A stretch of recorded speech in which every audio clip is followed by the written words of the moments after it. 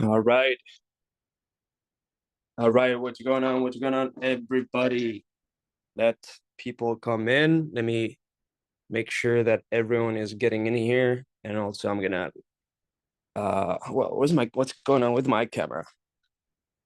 I'm gonna let the others in the group know that it's happening.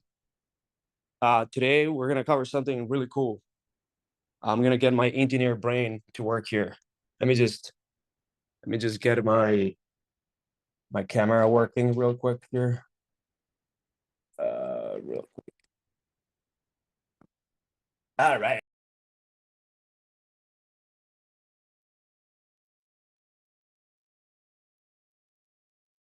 All right, what is going on? Let me know your week's objections this week. Like what has happened this week? What kind of objections you've gotten? Let me know in the chat. Love to chat with you about it. All right, all right. Today I'm gonna put my engineering hat. We're gonna go over about a few things, but before we jump into that, let's make sure that we send a last reminder to people in REIpreneurs in that Facebook group that we have, sorry, in that school group that we have, just so that they can come in here. We already have about 8 people, but I'd like to have a few others. All right. Hope you guys are having a great Thursday, great energy. So we're live here. And let's tell everyone that we're live. And I'm gonna make sure that, okay, we are live in the objection challenge. Okay. The process. All right. We are going over the engineered objections process live. All right. So I think Jesse had to run to the hospital, so that's why he couldn't get there. But I'm going to tell the entire everyone that we got this going on. All right. Again, drop all your objections that you guys have been getting in the last few days, last few weeks. We'd love to discuss that.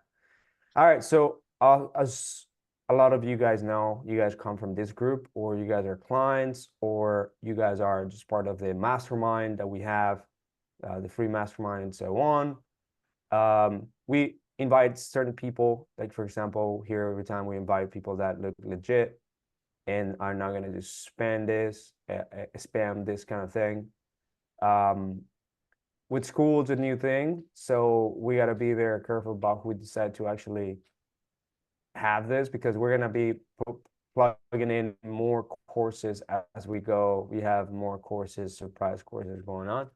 And today I'm putting my engineering hat on. Let me tell you why I'm going to put my engineering hat on, guys.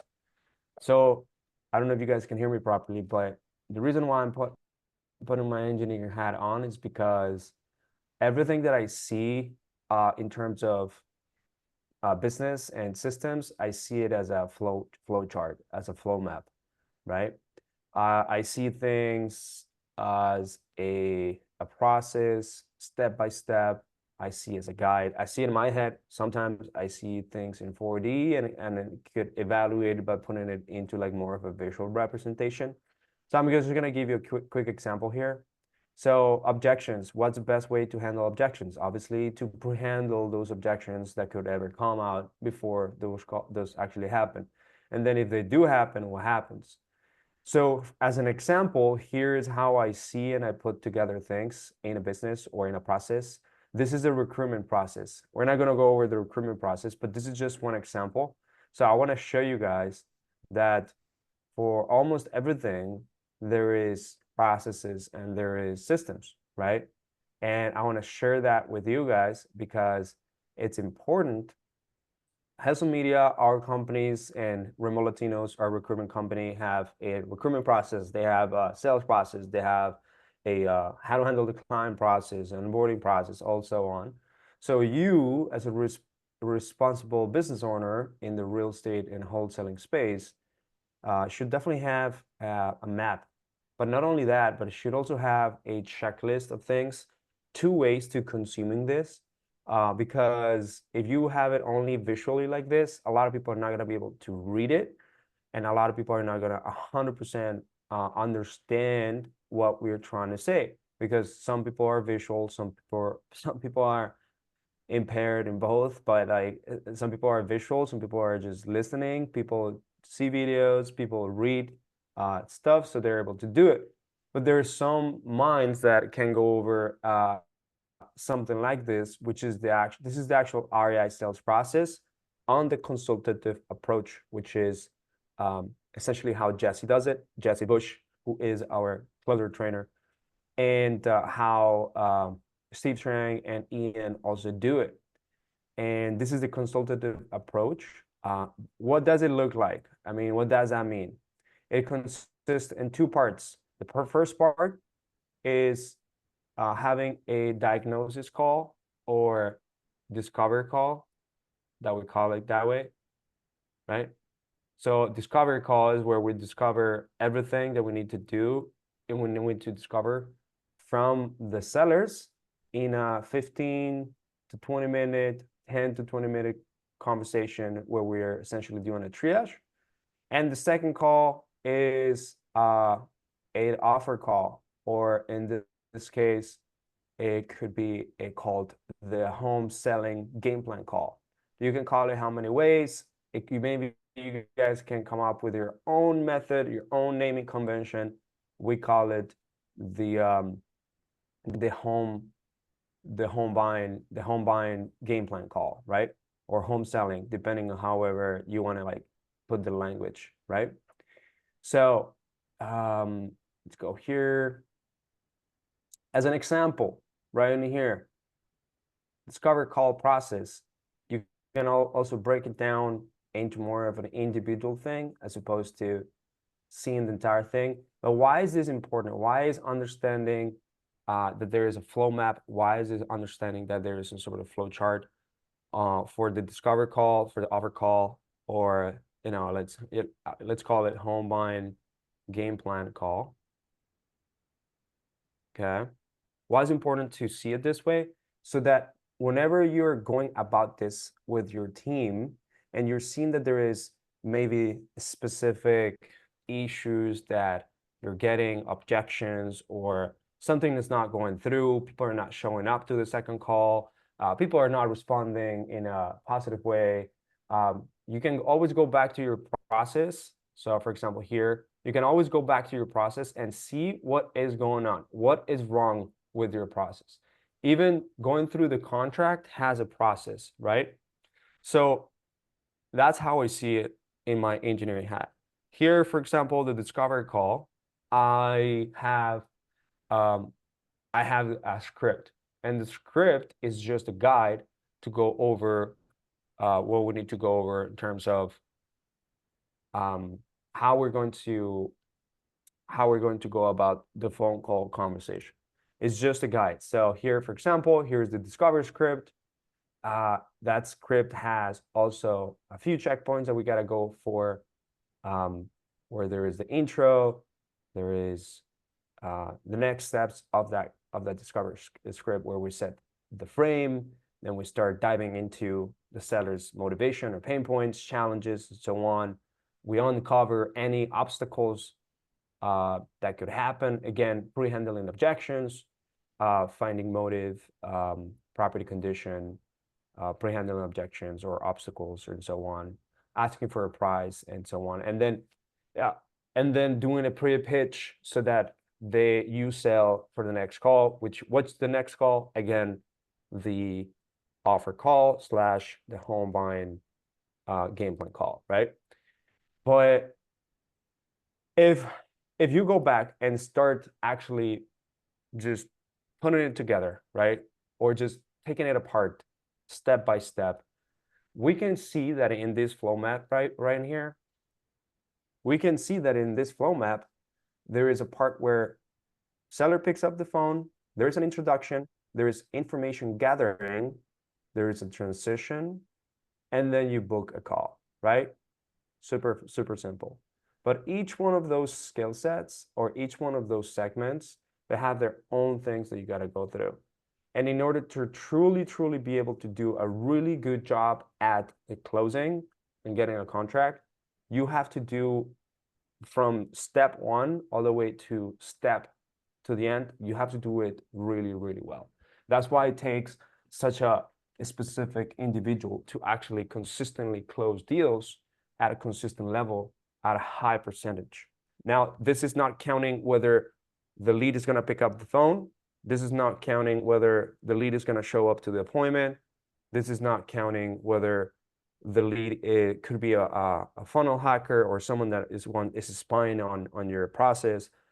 This is not counting whether it could be another wholesaler or realtor. This is counting that there's a homeowner that wants to sell the house, right?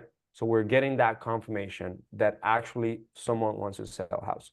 And potentially the first thing that you want to do in the introduction is like making sure that this seller needs to sell a house and confirm that this is the intention of the conversation. And then you can go to the next things. But objections can be all gathered once we cover the beliefs, the 7 beliefs, the buying beliefs people have. And again, pain questions, property questions, doubt questions, which means that, hey, I'm being asked questions, which means that I'm being asked questions that I don't have the answer. I'm being asked questions that whatever I'm saying doesn't make sense. And this is in the seller side. I'm getting some sort of, I'm having some doubt that I can do this by myself. So you're creating doubt, right? There's financial questions, price questions that would ultimately help us identify that this person is a qualified person or that they're within our criteria. There's a trust and solution questions, whether they trust us and that they, the trust that there's a solution towards getting them help. Cost questions, cost of them not doing anything, and where we ultimately understand what's the urgency and so on. Why now? Why are they reaching out now? Why are they triggering? Why they're saying, yes, I need to sell my house right now, right? What are those deep rooted things that we gotta figure out? The desire questions, right? And support questions, which is ultimately partner or spouse. But some of these are actually obstacles that if you don't uncover these obstacles, you will have them in the home buying game plan call or the offer call. This is the second call. Now I'm teaching you guys, I'm going to show you guys the 2-step call because I believe is the most effective way to actually get a deal. Now there's the efficient way of getting deals by doing a 1 cold close, but you're actually buying houses and you're actually buying houses where you get profited 10, 20, $30,000 or more every single time. So why not take time to actually get those deals? And also, why you want to pressure in a 1 cold close to get a contract done when you can fully have an experience for your seller and you can do it in a 2 call close. Again, most of the time, which is the ideal discovery call length, someone that is a skilled lead manager or an appointment setter can do this. You can also have closers do this if you don't have appointment setters just yet. But obviously, you're taking away time from them from actually focusing on doing home buying game plan calls or offer calls and following up and closing deals and ultimately getting them to the contract if you get the closer to actually do this. So this specific thing, right? This specific thing right here that I'm showing you guys, it should be done by a qualified lead manager or appointment setter that will essentially triage the people. And this appointment setter should be able to uncover all the obstacles that we could have during the potential offer call, right? So what's the offer call? That's the second part of the sales process. And the game plan call where it'd be like, hey, this is how we're going to buy your house. This is the offer that we're going to give you. These are the next steps. And then obviously you got to uncover everything beforehand, so that when you actually drop your price or when you actually drop your offer, then there's not many objections that you have to handle, because you will always handle objections. But Ian and Jesse, they're not here right now, but they always talk about you are doing some sort of Socratic questioning in order to figure out those objections that could happen. We can also label the pre-objections, or we can label pre-objections as obstacles, right? And most of the objections that we want to make sure that we figure out, there's 7 beliefs that would not make a seller move forward. But the top ones are partner, spouse, influence, decision makers, right? So how do we create Socratic questions about that? And during the conversation, how do we uncover those obstacles? The timeline, right? So ultimately, what is the actual desire of this person doing this, and urgency, right? So timeline, urgency, that's ultimately something that we need to understand. And those are obstacles that we will always have, because some sellers be like, yeah, I mean, it all sounds good, but I have to do this first, and then I will be able to sell my house. Well, if that objection comes out, you didn't uncover that obstacle. And they should be put in the notes from your appointment setter or your discovery call, which is the first call that you ever have, right? Or discomfort or logistics, like something's happened, like this is more of a logistical standpoint, that it's an objection that, and again, top 4 objections, there's many more objections that could happen. But logistically, people can't decide to move forward. Money is the next one, which is like, well, this is not really exactly the price that I wanted, and they're just having some sort of objections. The other objections that also could happen, and this happens a lot in B2C or B2B as well, is fear, right? And fear comes out from it could be many different things, that why fear actually come out, and why that is. And it's totally normal. It's usually nerves, because they need a mental push to be helped and be moved to the next step, which is ultimately accept your offer, working with you. And that fear could be attached from many different things, which could be, I was working with another wholesaler and they messed me up. I was working with another realtor and they messed me up. I don't trust strangers, their first call, their second call. I never seen your website, never seen your brand, never seen your company. I don't make decisions right away. I actually have never sold my house ever before, and I have the fear of losing that money. Like, there's many of things that could happen. And again, uh, that one is something that not necessarily we can uncover right now in the objection handled part or pre-objection handled part of the discovery. That's something that would eventually come out in the closing call slash offer call slash, home buying game plan call.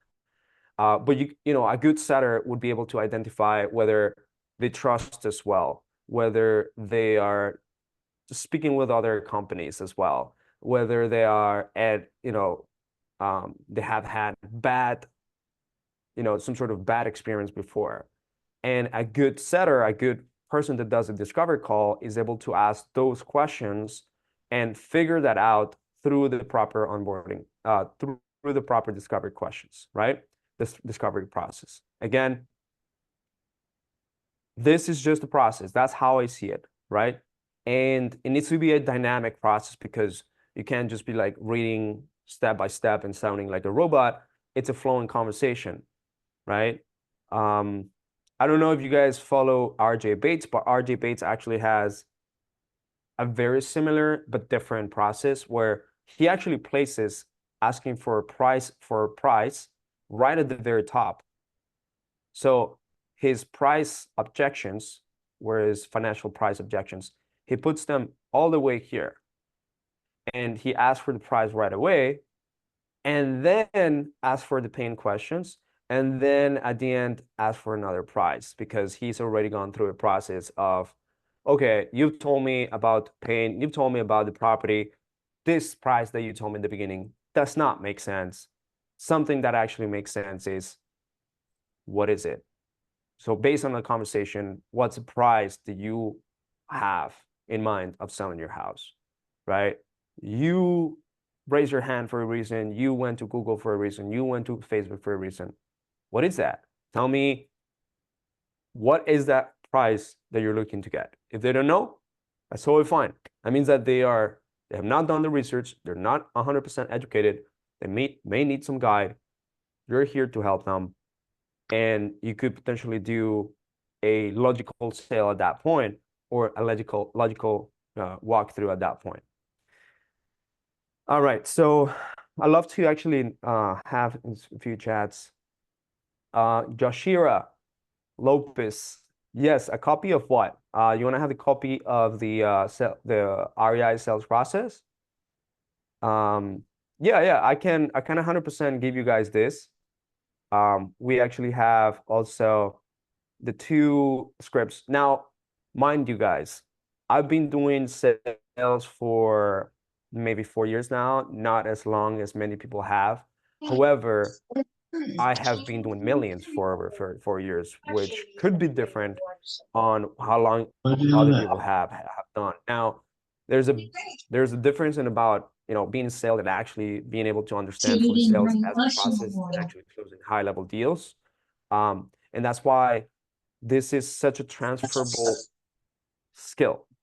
Now, if you're fully B2B, where you have to go through multiple decision makers, which is another type of business, that's another thing. But we are in a service business. So we are in a service business to homeowners, right? I'm in the service business to other investors, to other businesses. I have a marketing company and I have a recruitment company. So having a discovery script, right, or a discovery framework, and also having a game plan framework or home buying game plan framework or home selling game plan framework, offer framework, offer call framework, or whatever you want to label it, right? Is very important. And then the next step, after you give the offer, they accept, on contract is happening, there's another framework, there's another process post-closing, right? That's the onboarding of your client that usually is done through transactional coordinators that help, which are essentially your account managers. That's another topic. That's another story. I'd love to cover that another point. But it's so important to understand that in this, like, you're doing 80% of what the setter is doing and the closer in the second call is doing is selling. Then the rest is just you close. Like, the sale is what happens before they say yes to, or you drop the price, or you ask for a price, and the close is what happens after you drop the price. So if you don't know how to sell and properly uncover everything in order to have a better close, right, then the close just becomes more complicated, harder. Because once you drop the price, once you drop what the offer, You ain't putting it in. Somebody else putting it in. I don't know if you guys, can you guys hear me? Okay. Yeah.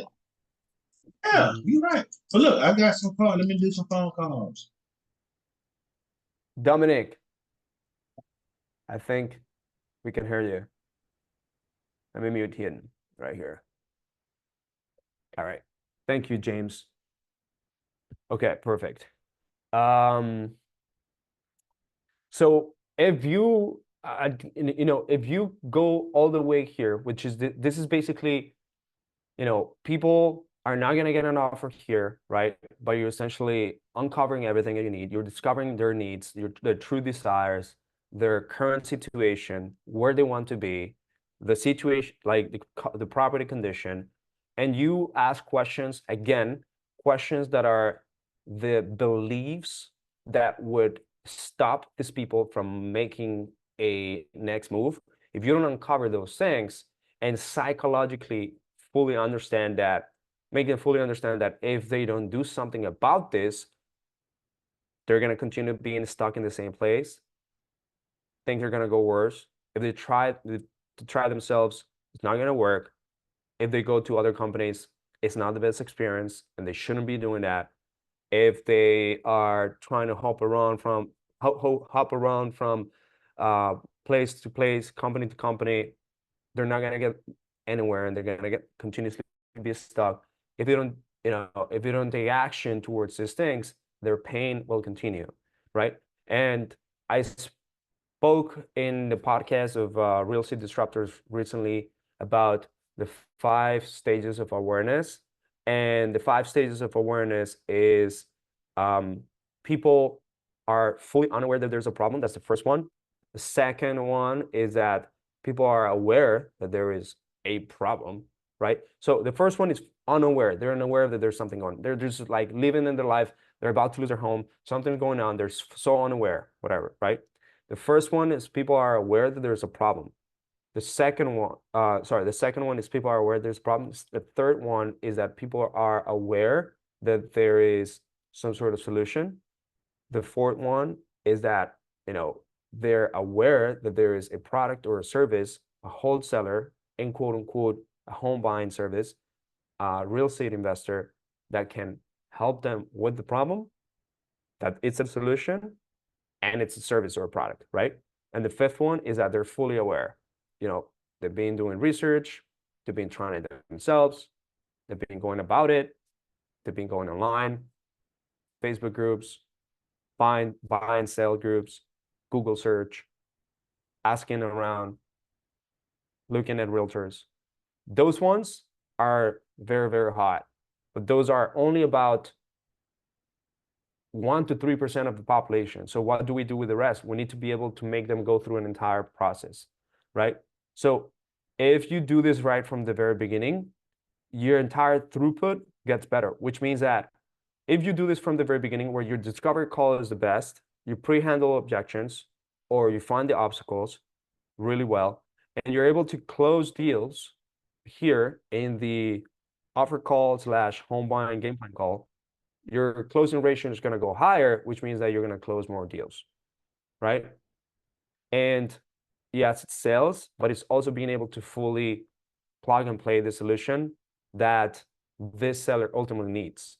And we're talking about also giving the right offer, given the right type of terms or home buying service. In this case, a lot of clients, a lot of people are currently doing novations. So if you are able to wholesale through the MLS, for instance, or just wholesale another type of deal, which could take a little bit longer to close, but still it's a way to ultimately do it, because the market has actually become more sophisticated, right? It changed.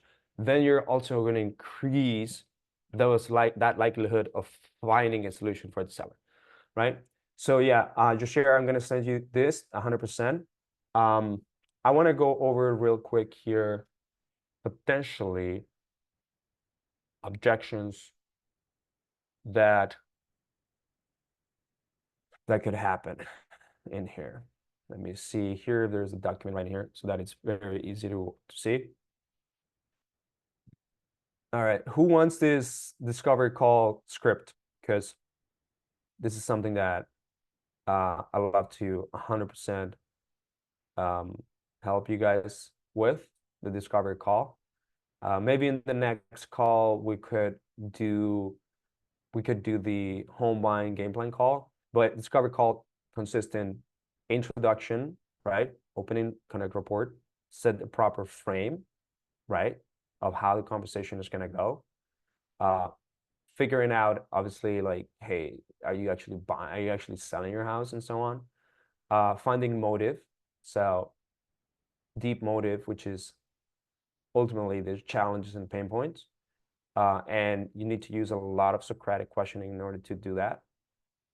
And then finding more about the property. To be honest, the property doesn't really matter as much as their motivation, even though the property condition is what's going to help us, obviously give a better offer and understand like how much we can discount. And asking the property conditions will create doubt on the person's head because, oh my God, this guy's asking me about my roof. And guess what? My roof is shit, or my bathrooms haven't been changed, or the floor is just not there. It's not it.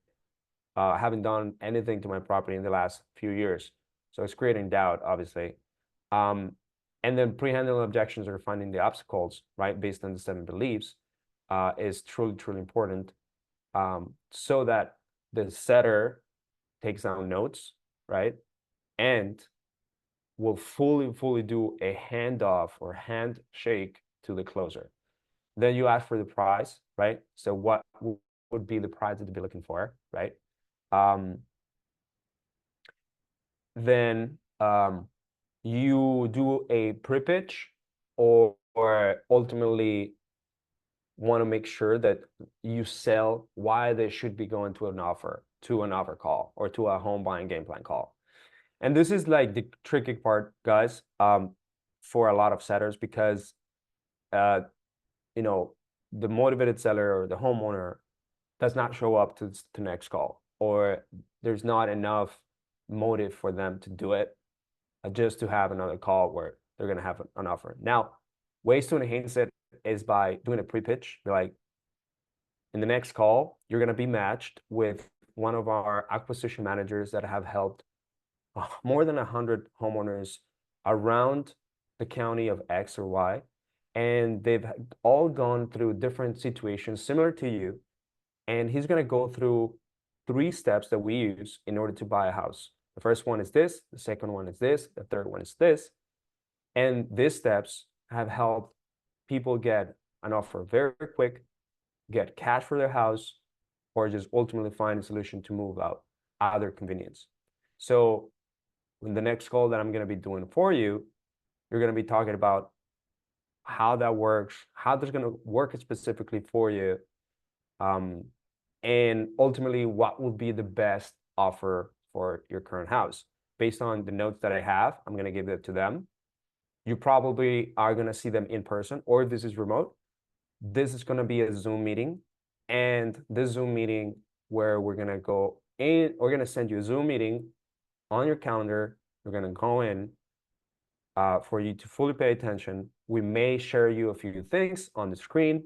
And if we end up being a mutual fit, we end up working together, right? Boom. And then you set the expectations for the next call. So they need to be, ultimately in a good place to ultimately listen to the entire conversation, pay attention, write down notes, whatever expectations you guys want to have from the sellers, right? So I could potentially share this. These are a lot of the lessons that I have gotten from me building, 7-figure businesses, and also helping other six-figure and 7-figure REI businesses. So I love to ultimately share this with you guys 100%. In the next call, we could potentially just go over a role play on this. Right now, I don't have a lot of time, but I love to give you guys this flow map. I love to give you guys the access to the discovery call and so on. You guys will see also access to the home selling game plan call, or offer call, that a lot of people call it the offer call. I like to call it the home buying game plan call, or home buying or home selling game plan call. Like, I like to give name to the method that we have, because you sound like you have a unique mechanism to helping your clients, right? Which is a way to psychologically selling. So yeah, I mean, what questions you guys have for this? I know that I cover a lot and I was just talking. You guys have any questions, just drop it in the chat.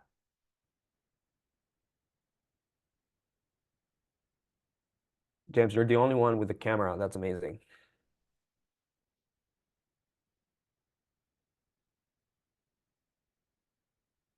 Or can you hear me if we talk like this, or do we got to put it in the chat?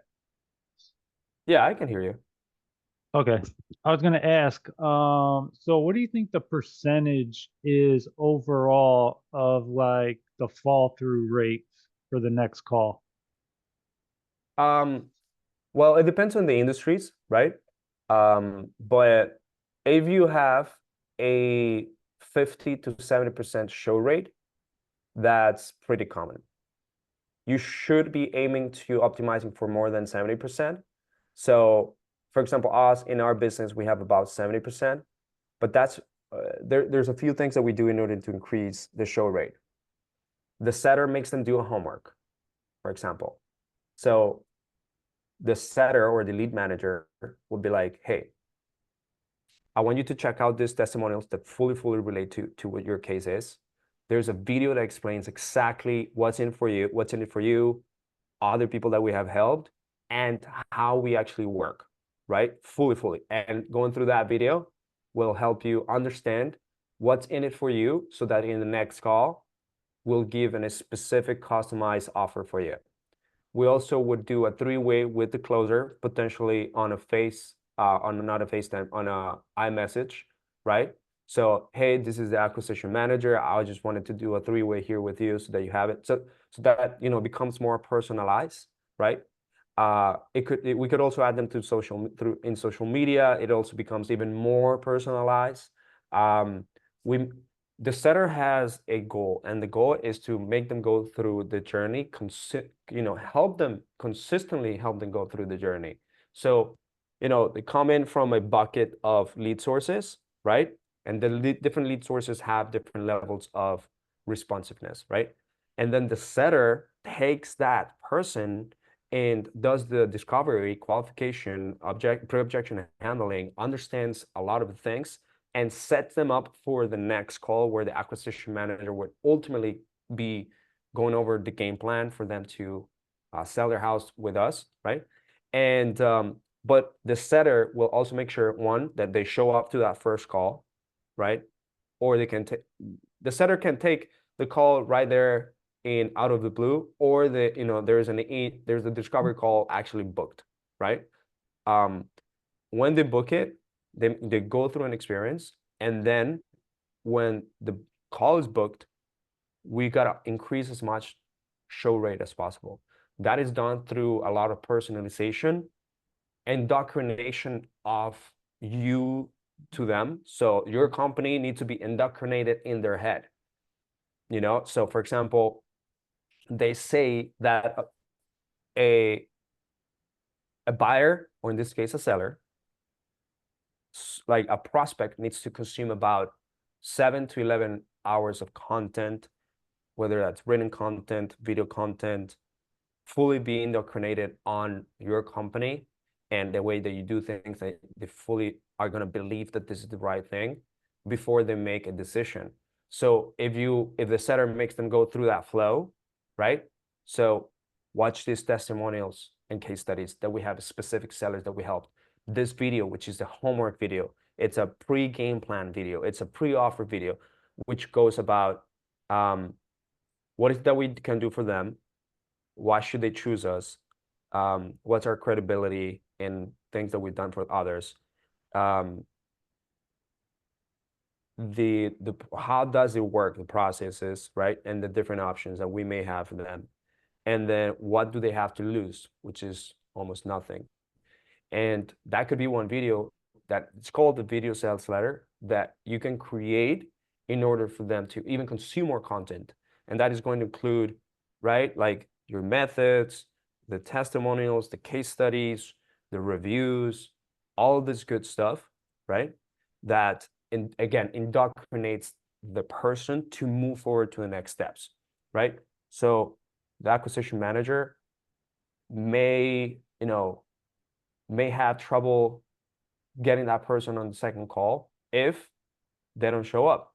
But if you do things like that, personalize the process, then it can work.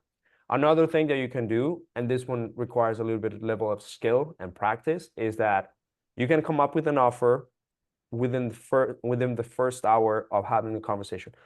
You can come up with an offer within the first 30 minutes of having a conversation, and then the next 30 minutes or the next hour could be a live transfer to the closer, right? So instead of setting a second appointment where there's a probability for them to show up, it could be a live transfer. Literally do a live transfer to the closer, because that's the moment when they're more hot, right?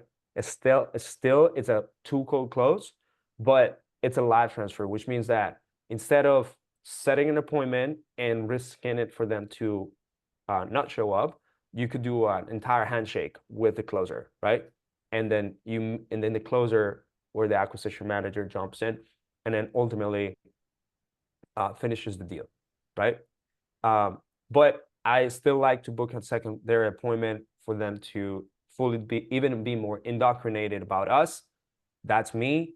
Also, logistically speaking, a live transfer sometimes is a little bit more challenging, because sometimes the closers and acquisition manager are very busy, right? So they're not available all the time. So that's why I like doing an appointment for the game plan home buying, the home buying game plan call, right? And yeah, so I could give you a checklist also on other things that you can do to increase show rate, but for that second call, aim for 70 to 80 show rate. If you're having an amazing show rate for that second call, which is about more than 80%, is because you're doing things really well and you're making the prospect go through like a really good journey, and that person shows up, right? But either way, from that second call, you should be closing, like you should be aiming to close one out of, depends on the channel, right? On the lead source. But you should be aiming to close 1 out of 15, 1 out of 20, 1 out of 25 max if it is an inbound channel. If it's like an outbound channel, like cold calling, you're gonna take more time. You're gonna take more leads. So the closing percentage is lower, right? Even though it's cheaper. So yeah, man, I hope that answered that question. Yeah. I really like the what you said about the personalized, um, giving them something to study or look at after the first call. I'm wholesaling right now, so I really wonder how many other wholesale companies are really sending them videos to watch, Not a lot. testimonials. Not a lot Yeah, of, so you could stand out from the bunch just by doing that alone. yeah, man. And a lot of companies, they call it the credibility package. I call it the the pre-demo homework, right? The pre game plan homework, the pre-offer homework. So it's a homework that they gotta do in order to ensure that the seller is sold on you even more. It's indoctrinated, right? It's getting content. So it's not just a PDF. Could be a PDF with videos, but it's like a video, right? It's literally going over. There's actually 6 questions that video should cover, and I'll show you which ones.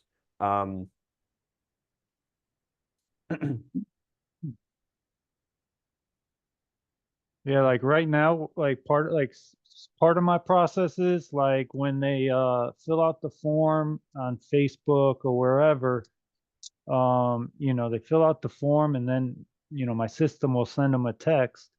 And within that text, there's a link of how it works, like what our process is before the call. Get pictures ready of the house, the certain steps that we take and all that stuff. But adding another, like you're saying, for the second call, that would even be like, 10 times better. Oh yeah. Makes Look, makes sense. so here is um here's the 6 questions that people should be answered in that video and PDF, or video PDF, could be a combination, could be a PDF that has the video in it. and that's the package they send them. It's like a pre-game plan cap package. These are the 6 questions that they should 100%. Obviously, they can do more. They should 100% have these ones. How is this different from everything else that I've seen? What's the unique mechanism? And you can call it the JT home buying method. What's the JT home buying method? It fuses the MLS, cash offers, full price, and being a seller's advocate. I don't know, whatever. Which means that you're not stuck only in giving them a cash offer, but the cash offer is not something that makes sense for that seller. You also give them innovations, for instance. So how is it different from everything else that I've seen? A unique mechanism, right? 2, what's in it for me? 3, how do I know that this is real? Usually it's credibility, testimonials, right? Google reviews, case studies with other homeowners. That's why it's very important to have those, right? 3, how do I know that this is real? Well, I have a full stack of evidence that I have helped other people. Why should I trust you? 5, how does it work? Literally, you can explain to them how does it work. You'll show them how hard it is to actually sell a house, right? And then they be like, oh my God, they're gonna do so much. And there's all these different options. I'm gonna do this. And the 6th one is like, why do I have to lose? Right? So those are 6 questions that you can answer within that, call it video sales letter or PDF and video sales letter presentation. That is a full stack of credibility, right? Right. So I hope that helped. Yeah, definitely, dude. I'm gonna get that taken care of. Makes a lot of sense, except the only part that, so how does it work? I send that on the first intro text just because it's like part of getting them ready for the first call, what to expect, how does it work, what's the process. Because I want them to be, I want them, I don't want to wait. How many waste. people how many people do you Say that- think that how many people sorry, James, my bad. No, you're How good. many people do you really think they actually read every Well, my system shows me when they open it. It's a trigger link, so it's like 30% right now, people that open it. I kind of thought it's the way that I have it into the text. So I was going to play around with like different ways of putting it in the text because it's kind of a little funky right now, to be completely honest. But yeah, it's like real low.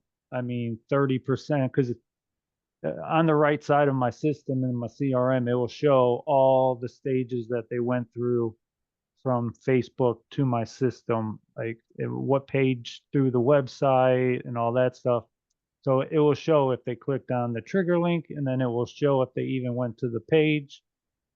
Did they read it? I don't know, but it shows that they went there at least. Yeah. Are you a client of ours? No, not yet. I'm just kind of starting out. Been getting it going for like the last few months. I've talked to your team and everything though, a few times. Just kind of waiting on getting the right steps in place. Yeah, man. Whenever you're ready. And well, I'm glad that you're here. Yeah, thanks. All right. For those that showed up, congrats.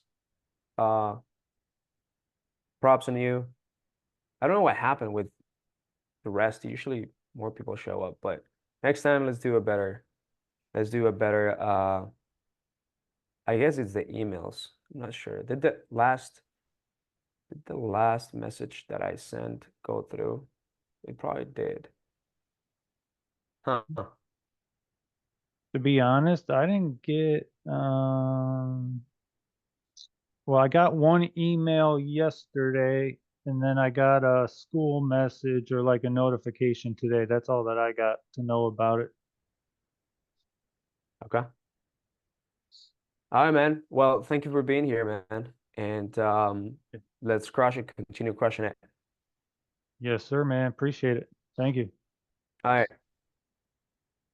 Anyone else? No, nobody more? No, not any other questions? All right, cool. All right, guys. If you guys are have some media clients, if you guys need all these resources, let us know. We'll give it to you. If not, I mean, you can find things in REIpreneurs 100% as well. Let's freaking go. See you guys. Woo. Thank you. Bye-bye.